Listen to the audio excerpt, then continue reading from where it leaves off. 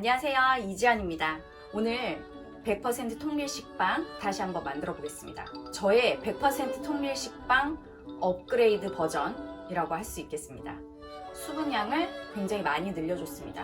그 이유는 뭐냐면 밀가루가 바뀌었기 때문인데요. 오늘 제 얘기를 들어보시고 저희 통밀 식빵을 보시고 여러분들의 많은 의견 댓글로 달아주시기를 기대합니다. 제가 예전에 밥스레드밀 밀가루를 사용했었어요.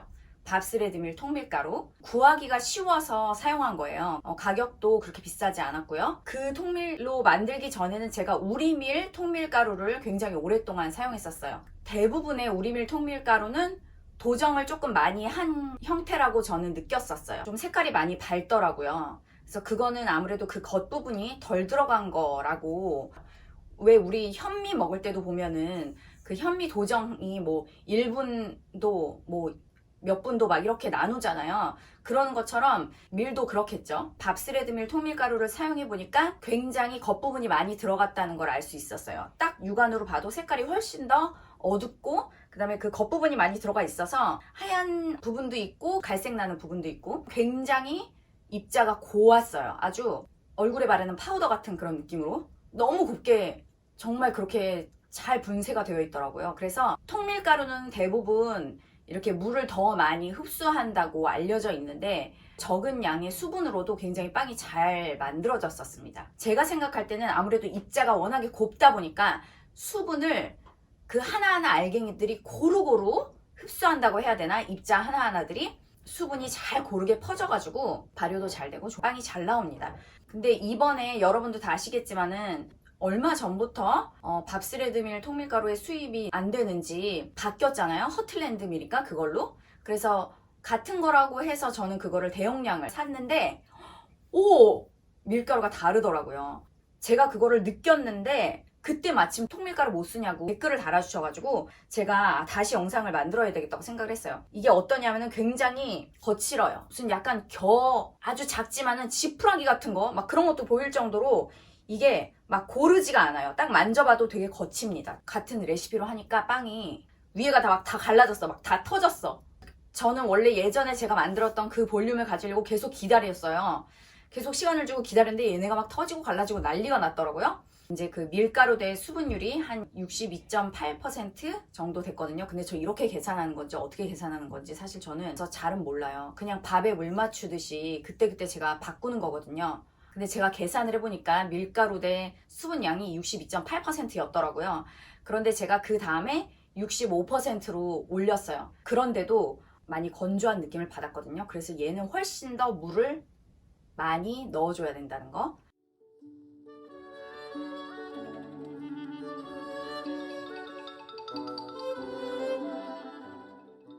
그 다음에 시간을 좀 더 많이 줘야 돼요. 왜냐면 얘네들이 입자들이 거칠기 때문에 물을 흡수하는 시간이 되게 걸려요. 그래서 만약에 손반죽을 하실 거면은 얘네들 이렇게 같이 섞어서 한 대 뭉쳐놓고 한 몇 분 쉬었다가 반죽을 하시면 훨씬 더 잘 되실 거예요. 자, 그래서 오늘 제가 훨씬 더 수분율을 높인 통밀 식빵 만드는 거 보여드릴 거고요. 발효하는데 조금 더 시간이 걸릴 겁니다. 물, 버터밀크, 소금, 이스트, 메이플 시럽, 해바라기 씨유고요. 메이플 시럽은 꿀이나 설탕이나 뭐 그런 걸로 대체하셔도 되고요. 예전에 올리고당으로 대체하신다는 분 계셨는데 어떻게 괜찮으셨는지 그것도 되게 궁금하네요. 그 다음에 해바라기 씨유 가져왔는데 이거는 포도 씨유나 아보카도유나 버터나 가지고 계신 식용유 아무걸로나 하셔도 괜찮습니다. 저는 평소랑 똑같이 제빵기에다가 하도록 할게요. 액체류를 먼저 넣어줘요. 물 넣고요. 버터밀크 넣어줄 거예요. 오늘은 일반 우유에다가 양조식초 조금 넣어줬어요. 버터밀크에 넣은 식초 맛이 빵에서 절대로 나지 않아요. 발효를 도와주고 빵을 더 가볍게 하는 역할만 하는 겁니다. 그 다음에 메이플 시럽. 유지류는 나중에 넣어줄 거고요. 자, 액체를 이렇게 부어줬으면 여기다가 이제 밀가루를 넣어줍니다. 전 요즘에 풍성한 빵을 만들고 싶더라고요. 그래서 양도 약간 늘려줬어요. 밀가루를 넣었으면은 이제 한쪽 귀퉁이에 이스트를 넣고 그다음에 한쪽 귀퉁이에 소금을 넣을 거예요. 이제 제빵기가 맨 처음에 얘네들을 뭉치다가 한 덩이가 되면은 잠깐 쉬어줘요, 제빵기가. 그때 기름을 넣도록 하겠습니다. 반죽이 다 되면 1차 발효 시작하는 거 보여드리도록 할게요. 자, 제빵기가 반죽을 맞춰가지고 빼왔어요. 지금 밀가루 대비 수분량이 75%거든요. 그러니까 예전 제 레시피보다 한 12, 13% 수분량을 늘린 거예요. 그런데 그다지 많이 질지는 않아요. 그래도 이 정도 수분량이면 당연히 덤밀가루를 사용할 수밖에 없겠죠. 전문가들은 촥 이렇게 하면 막 넓게 퍼지잖아요. 근데 그렇게 되게 어려워요. 약간 이렇게 한 다음에 손으로 퍼뜨려서 이렇게 살짝 이렇게 만져보면은 여러분 이 밀가루는 굉장히 거칠어요. 그래서 지금 이게 딱 이 껍질이구나, 이 부분이. 그런 부분들이 다 보여요. 되게 거칠어요. 조금 묻혀줄게요, 겉에다가. 안 그러면 다 달라붙어 버리니까 묻혀준 다음에 스크래퍼로 쓸어줄게요. 너무 많이 묻으면 안 되니까. 이렇게 해놓고 덤밀가루를 살짝 겉에 붙였더니 전혀 질게 느껴지지 않죠. 물이 그렇게 많은데도. 이렇게 해놓고 이렇게 덮어두고 이제 한 2배 정도 부풀 때까지 기다렸다가 휴지 시간을 갖도록 할 겁니다. 1차 발효를 시작한 지 1시간이 지났거든요. 한번 볼게요. 자, 저는 약간 덜 부풀은 것 같거든요. 너무 많이 부풀어 버리면 여기서 힘을 너무 많이 써서 2차 발효할 때 또 힘겹거든요, 아주. 그럼 또 잘 안 부풀죠. 근데 또 1차 발효가 충분히 제대로 되지 않으면 또 빵의 풍미도 덜하고 그렇습니다. 그래서 알아보는 방법, 제일 많이 쓰는 방법이죠. 손가락에다가 밀가루를 좀 묻힌 다음에 이렇게 찔러보는 거예요. 바로 이 구멍이 원상태로 돌아오면은 아직 발효가 다 안 된 거고요. 만약에 내가 손가락을 이렇게 찍었는데 얘가 그냥 그때 그 힘에 의해서 훅 꺼져버려. 그러면은 과발효된 겁니다. 똥. 근데 과발효 됐어도 너무 걱정하지 마세요. 조금 부풀기에 2차 발효하기에 걔가 좀 힘겹게 해서 좀 덜 부풀 수는 있어도 빵은 잘 나올 거거든요. 통밀식빵은 특히 좀 덜 부풀어서 약간 단단해도 굉장히 먹을만 합니다. 우리가 이거를 뭐 가벼운 식감에 먹으려고 하는 게 아니니까. 과발효가 됐다 그래도 그냥 개의치 마시고 빵을 계속 만드시면은 상관없을 겁니다. 만약에 덜 부풀면 드실 때 좀 더 얇게 썰어서 토스트해서 드셔보세요. 맛있을 겁니다. 근데 2차 발효할 때 특히 주의해야 되겠죠. 1차 발효가 과발효됐으면 2차 발효 때 너무 많이 부풀기를 기대하지 않고 적당히 잘 부풀려가지고 구우셔야 해요. 2차 발효까지 과발효를 시켜버리면은 너무 막 시큼하고 맛이 없는 빵이 될 거예요. 그러니까 이렇게 테스트를 해보시면 좋겠고요. 얘를 이제 좀 가스를 빼가지고 휴지 시간을 갖도록 할게요. 휴지 시간을 갖는 거는 모양을 잡아서 빵을 만들 때 걔가 조금 더 릴렉스 돼서 모양이 잘 만들어질 수 있도록 해주는 거예요. 자, 그럼 얘를 스크래퍼로 이렇게 하면 잘 떨어지죠? 오, 가스가 막 나와. 그쵸? 가스가. 자, 덤밀가루를 손에다 살짝 묻히고 가스를 뺄게요. 가스 빠지는 소리 막 들리죠? 안 들리나? 다시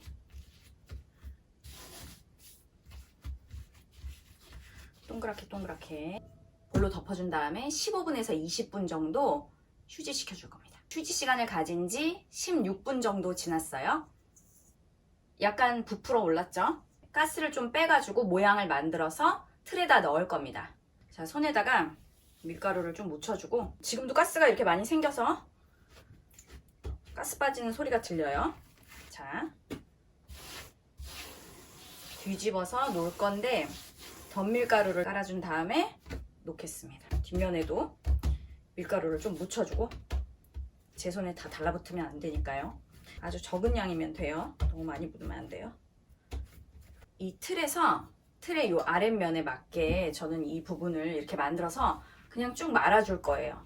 길쭉하게 만들었어요. 그런 다음에 이렇게 말아줄 거예요. 말아서 좀 붙여주고, 말아서 좀 붙여주고, 말아서 좀 붙여주고, 말아서 좀 붙여주고, 이렇게 말아줄 거예요. 말아서 좀 요런 데를 좀 찝어준 다음에, 자, 윗부분에다가 밀가루를 좀 넉넉하게 좀 뿌려줄 거예요. 그리고 칼집을 좀 내줄게요. 그렇게 하면 빵이 예쁘기 때문에. 날카로운 칼로 이렇게 한 2cm 정도 간격으로, 자, 이렇게 했으면 얘를, 자, 흔들어가지고 모양을 좀 맞춰줬어요. 타올로 이렇게 덮어준 다음에 2차 발효 하면 됩니다. 지금 예열을 하기 시작할 거예요. 오븐 예열이 빵빵하게 되어 있지 않으면 빵이 오븐에 들어가서 약간 주저앉을 수도 있어요.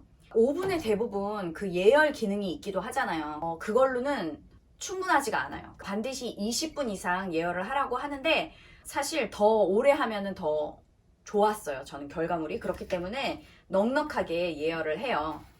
200도로 예열을 할 거예요. 그래서 200도로 10분을 구워주고 180도로 온도를 낮춰서 20분을 더 구워줄 겁니다. 2차 발효가 다 완성되면은 또 보여드리도록 하겠습니다. 지금 2차 발효 한 지 55분이 지났거든요. 볼게요.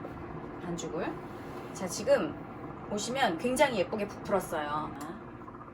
정확하게 3cm 틀에서 3cm 정도 올라왔어요. 예전에 100% 통밀 식빵 첫 번째 영상에서는 밀가루를 350g을 넣어서 만들었고요. 그때 이 팬에서 한 1cm 좀 넘게 올라왔거든요. 지금 50g 더 넣고 팬에서 지금 3cm에서 3.5cm 정도 올라올 때까지 2차 발효를 했습니다. 그럼 저는 200도로 예열한 오븐에 넣어줄게요. 그래서 10분을 굽고 그 다음에 180도로 온도를 낮춰서 20분 더 구워줄 거예요. 다 구워지면은 완성된 모습 보여드리도록 하겠습니다.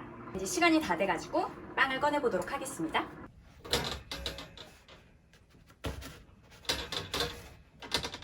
너무 멋진 빵이 나왔죠? 빵을 꺼내자마자 반드시 이렇게 살짝 충격을 주셔야 돼요. 그래야지 나중에 이렇게 빵 옆에가 찌그러들거나 오목해지지 않아요. 너무 예쁘죠? 칼집을 이렇게 내면 또 이렇게 예뻐요, 빵이. 이제 20분 정도 됐는데 완벽하게 식지는 않았지만 한번 썰어보도록 하겠습니다. 제가 먹어보도록 할게요. 바로 이 맛이죠. 너무 고소하고 너무 맛있어요. 그리고 굉장히 부드러워요. 버터도 안 발랐는데도 너무 맛있어요. 그동안 통밀식빵이 제대로 안 나와서 혹시 포기하고 계셨거나 아니면 밀가루가 바뀌어서 예전처럼 안 나오네 하셨던 분들 새로 재도전 해보시고 댓글에 성공담 많이 들려주셨으면 합니다. 도움이 되셨다면 구독과 좋아요 꼭 눌러주세요. 안녕.